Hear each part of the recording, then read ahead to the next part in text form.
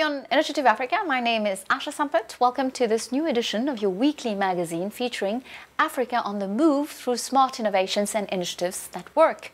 Let's get on with the show with our top stories today. Acclaimed Nigerian film and documentary maker Femi Odugbemi is a rare artist who believes in the power of images and storytelling to reduce the inequalities in society. He has just signed Unmasked, Leadership Trust and the COVID-19 Pandemic in Nigeria, a masterful work filmed at the height of the COVID-19 pandemic in his country. Here's our guest this week. For me, the documentary went from just documenting, the pandemic in Nigeria to showcasing what was possible, even in a time of challenge like a time of a pandemic. Free ambulance service for the poor and victims of the attacks at Mogadishu. This Somali doctor has succeeded in carrying out a unique project to help his fellow citizens. We started this service in 2006. And actually by the time it was in need, many people was dying and getting injury inside the Bakara market or any other village in Mogadishu. Nigerian cinema is exporting well to the point of traveling each year to Paris for 4 days of screening. Spotlight on a festival unlike any other. Now we've got our groove back, right? And all we are doing is improving on what we used to do. And in terms of essence, it's still going to be the Nigerian story by Nigerians for Nigerians. For this first report, let's head for the Horn of Africa to Somalia, more precisely. As you know, this country is struggling to emerge from political uncertainty and terrorist attacks that often target civilians. However, in the capital of Mogadishu, a man decided to take an unprecedented initiative and thus change the lives of many vulnerable people. This man is Dr. Abdulkadir Abdirahman Adan. He has set up a free ambulance service to help his fellow citizens during an emergency. This is a report by our correspondent, Abdirahman Hussain. Take a look. Amin Ambulance is a free 24-hour medical emergency service based in Somalia's capital, Mogadishu. The service, which is run by a team of volunteers, responds to medical emergencies, particularly bomb attacks, to ferry victims to various medical facilities in Mogadishu for free. Moved by the deadly violence in Mogadishu at the onset of the militant group Al-Shabaab, Dr. Abdulkadir Abdirahman Adan joined hands with friends to start the free ambulance service in response to the worsening medical emergencies in the city. We started this service in 2006. And actually by the time it was in need, many people was dying and getting injury inside the Bakara market or any other village in Mogadishu. So people was used to take a wheelbarrow from the scene to the hospital. Sometimes they died on the way. So I asked myself, how can I help myself? I and my team, we started this free ambulance service and we call it Amin. Abdulkadir Abdullah Abdi, who has been a driver with Amin Ambulance for close to a decade now, says being on speed dial round the clock is no mean feat.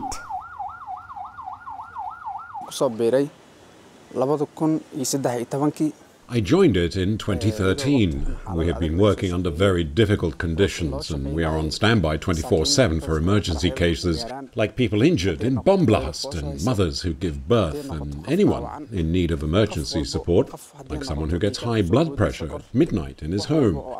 Amin Ambulance is ready to help the people in Mogadishu. The worst scenario I had was back in 2017, the 14th of October. The explosion at Zobi cross-section near Kilometer 4 in Mogadishu. I was traumatized when I saw someone I knew burning and crying out for help. But you could not get close because of the huge fire around the area. It was a very emotional day. Unlike other ambulance services in the city, Amin Ambulance offers free services to its clients. The provider relies on contributions from well-wishers including the business community, students, or individuals. The ambulance service is funded by the Somali community and Somali businessmen. When we visit schools, companies or universities, we ask the students to contribute $1. Every dollar saves a person. There are many business people who are interested in funding it. Now, in 2021, there's a fundraising campaign which will start soon. Amin Ambulance is not only beneficial to members of the public, but also hospitals which depend on the service during emergency situations. For Dr. Mustafa Yusuf of Mogadishu Medical and Imaging Academy, the free ambulance service plays a very crucial role. Ambulances help us take emergency cases from their home to the hospital, such as expectant mothers, without charge. Amin also helps us transfer patients to other hospitals since they have well-trained personnel and they provide the necessary care during the transportation. Amin helps pregnant mothers who come to the city when they need more medical care than the clinics in their areas can provide. They bring these people to our hospital for ultrasounds for pregnant women, and they treat and advise on more serious cases. Fatima Noor is 5 months pregnant and blind. Unable to raise taxi fare nor walk the distance, she called Amin Ambulance, which responded promptly.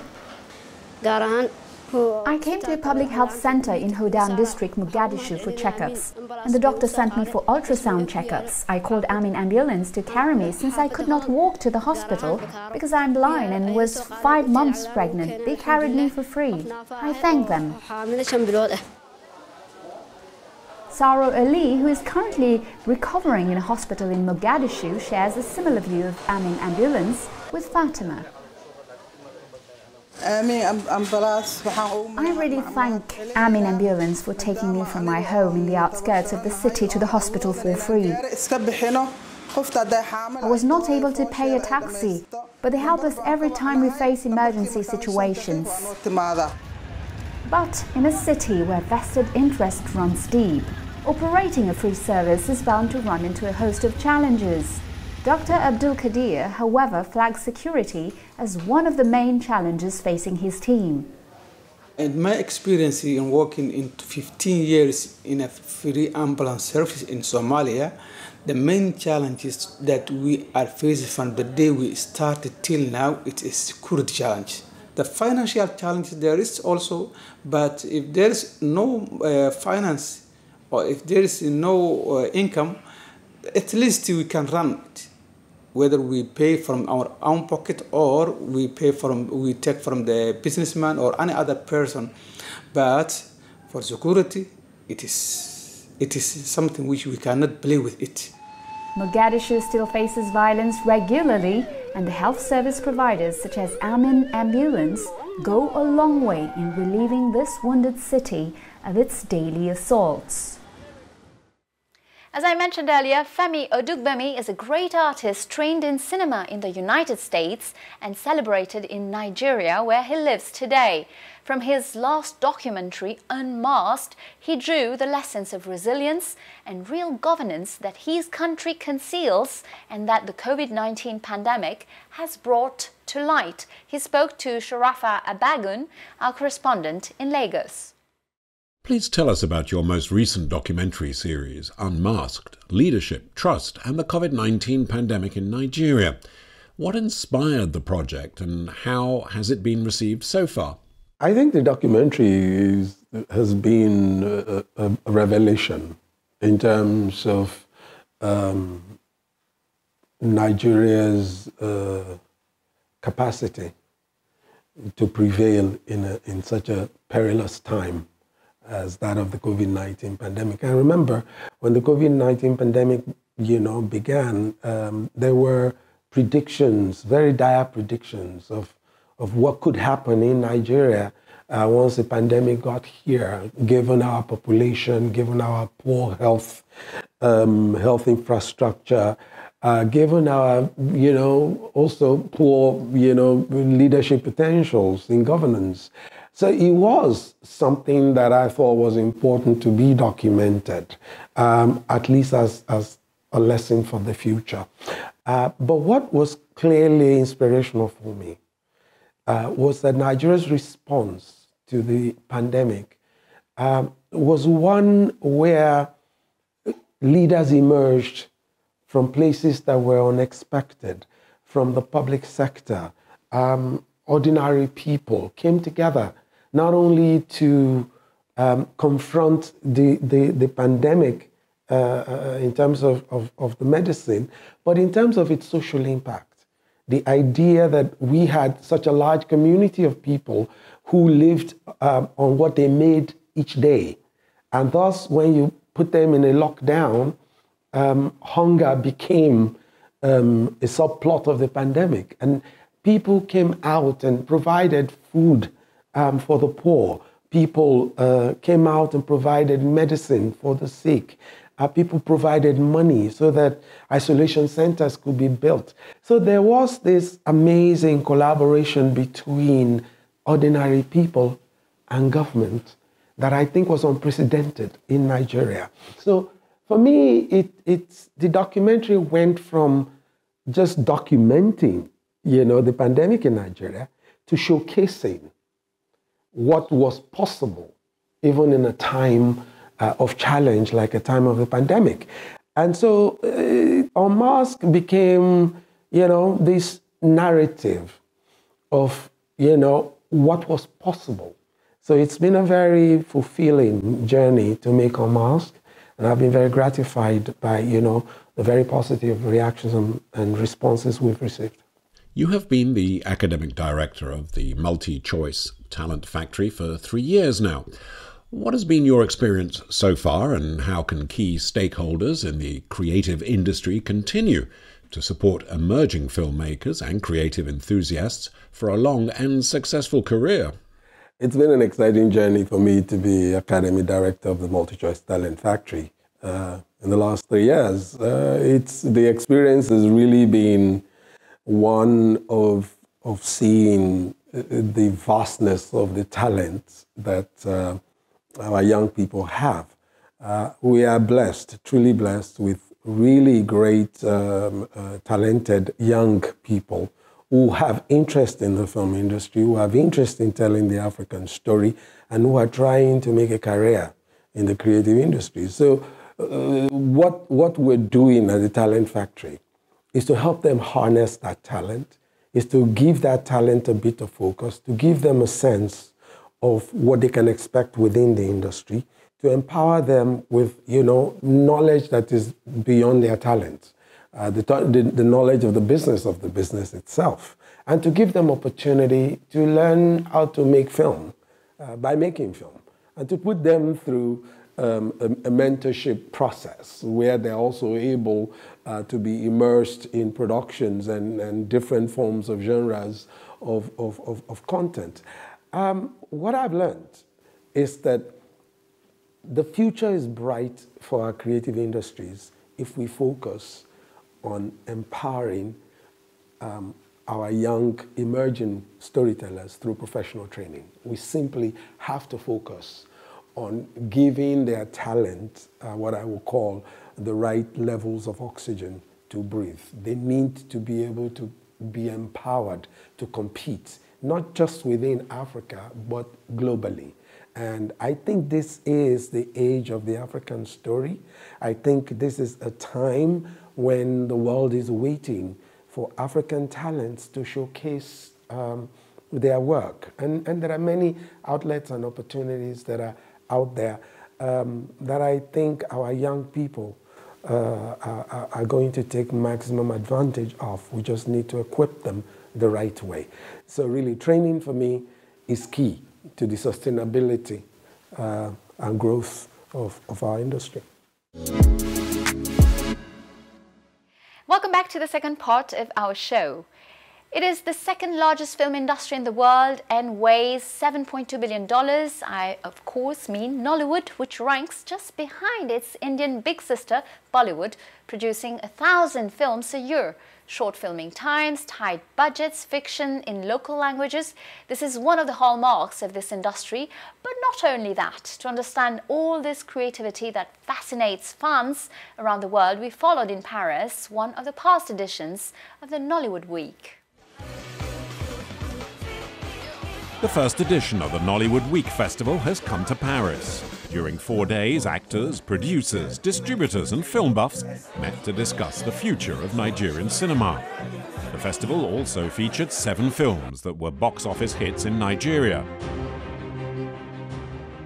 We wanted to show the best movies coming out of Nollywood because there are some beautiful stories, and we wanted to create a platform for people to have access to those movies.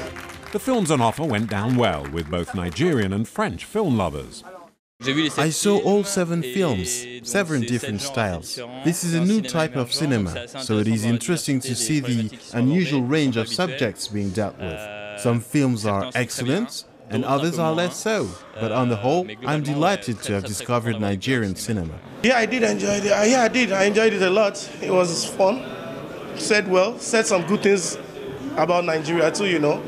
Most times we're used to seeing the other side of that continent, Africa. You see other things, like not the very good part of it, but the film was able to let people know, it showed the culture and everything. It was okay. Nollywood produces a lot of films, but not always quality films. Nigeria's film production really took off in the 90s with the hit Living in Bondage. Films have a rapid turnaround and are mostly shot on location, with more than 2,000 movies produced each year on shoestring budgets of around $20,000. They're distributed on DVD format and sold in markets for about $2.50 each. With such affordable films, Nigeria has established itself as the continent's leading producer, earning it the nickname Nollywood. But Nigeria's films are also widely distributed overseas, from London to New York and beyond, anywhere the Nigerian diaspora has settled. New Nollywood today depends essentially on cinema distribution. However, I don't believe that this is a future of Nollywood. I believe that the future of Nollywood lies in cable television, satellite television, streaming, video on demand. This is the future of film everywhere in the world. For years, Nigerians had foreign films, from Bollywood to Hollywood. These films didn't talk to them about their culture and history. Now, with Nollywood, they have films they can relate to. And this wide public support is the key to Nollywood's runaway success. Yes, tell the Secretary General to book one. Now we've got our groove back, right? And all we are doing is improving on what we used to do. And in terms of essence, it's still going to be the Nigerian story by Nigerians for Nigerians.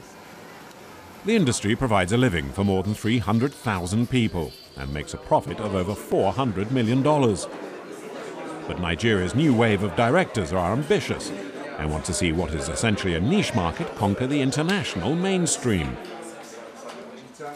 I think it is down to 2 things. Nollywood was always aimed at a local market, and they were not really targeting an international audience. But I'm convinced this is an industry in the making. I believe there is a market out there, and not just a niche market. I saw the audience yesterday, a real mixture of people, and all enjoying themselves. That was a universal language. Look, I want my phone back. So while the supply side for Nigerian films plays catch-up, the demand is clearly there. Recent years have seen the advent of cable channels devoted to Nigerian movies. The UK company Sky launched Nollywood Movies in 2008. And in France, Thema set up Nollywood TV in October 2012. The new wave of Nigerian directors has a long road ahead before gaining international recognition.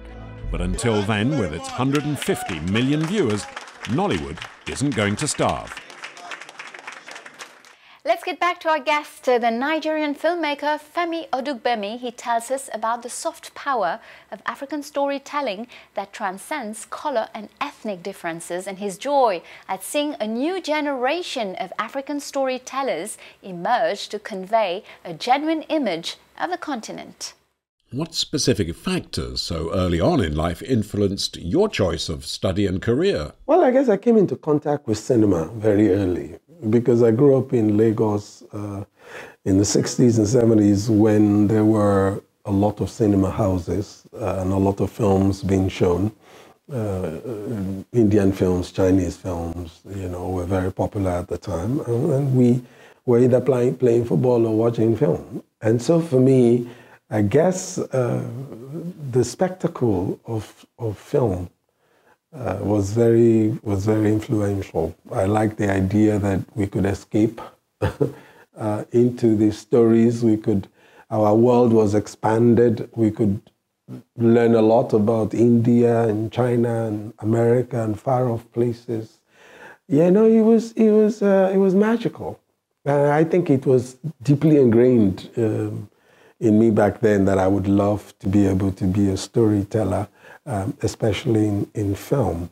Of course, at the time as well, the streets of Lagos were filled with performers, from magicians to, you know, theater people, singers, drummers. So I think it was a time when we were all wrapped up in storytelling of one form or another. And so perhaps for me, that was very magical. But I think what was most influential about my going into film specifically really had to do with how much I loved watching film. And I guess till today, it's the same. It's what sustains my passion. The magic of film is truly an impactful, lifelong relationship. From your past projects like Morocco and Bariga Boy, it is clear you are telling authentic stories about African communities. In your opinion, what stories remain to be told across the continent today? Africa is full of very exciting stories. I think, you know, one of the things that's vital is that African storytellers need to tell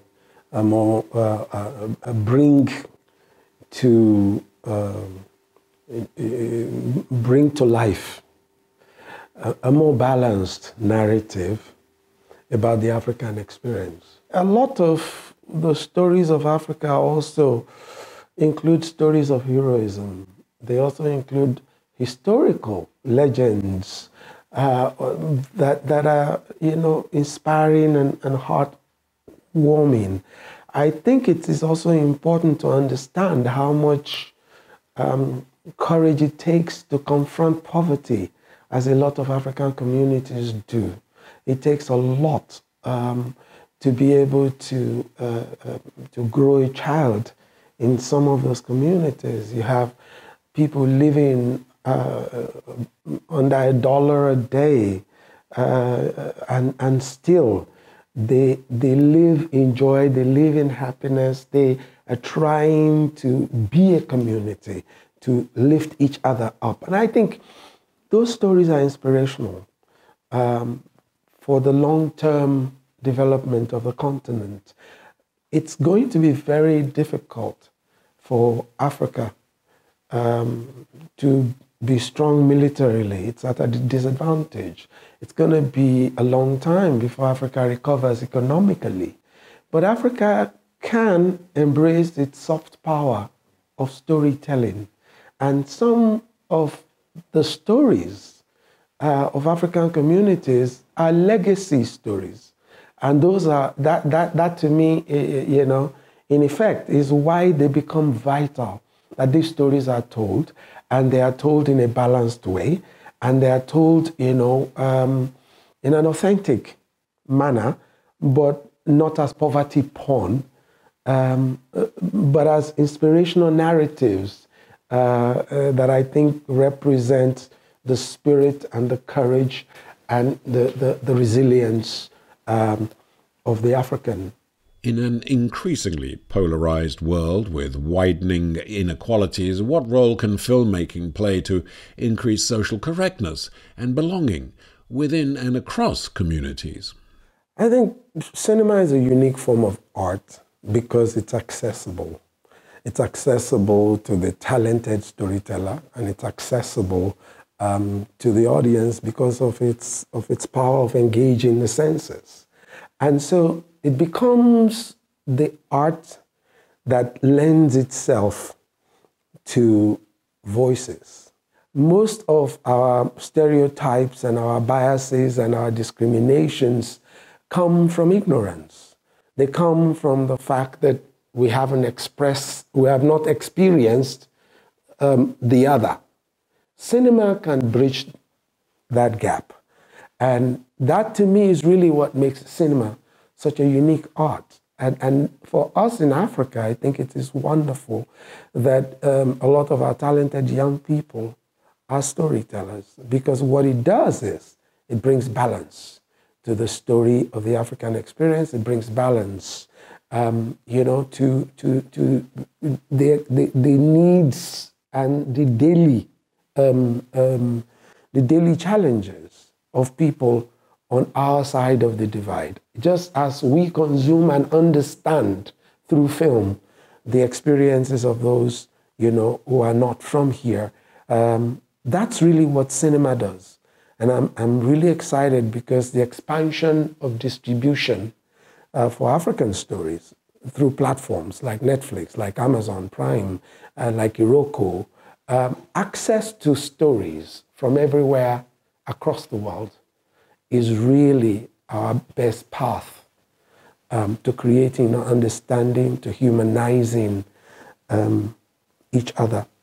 Any closing thoughts for the next generation of African storytellers? The African storyteller must embrace his artistic responsibility, especially in the representations. It is critical that we are telling stories that empower, stories that elevate, stories that inspire. Africa needs heroes. Africa needs models. Africa needs to build a future that is accessible to our generations to come. And we right now can do it through our stories. Our stories are important. Our stories are vital. They need to be told. But they also need not only to be successful stories, they need to be significant stories. Stories that explore our history with a sense of bringing understanding to our past. Stories that also connect our people so that we understand that at the end of the day, we are one, even in the multiplicity of our tribes and identities. And I think that, the future for the African child can only be accessible and visible through the stories that we tell today. I am very excited about the future of African storytelling, and I'm very excited about the power of African cinema. That's it, Initiative Africa is over for today. You can, of course, find Femi Odugbemi's interview and the replay of our programs on our website, africanair.com. And of course, you can also find us on all our social media channels. Feel free to share, like, and comment with the hashtag Initiative Africa TV show. And don't forget, next week, same time, same channel, I'll see you again with a new edition of Business Africa. Have a great week, everyone, and goodbye.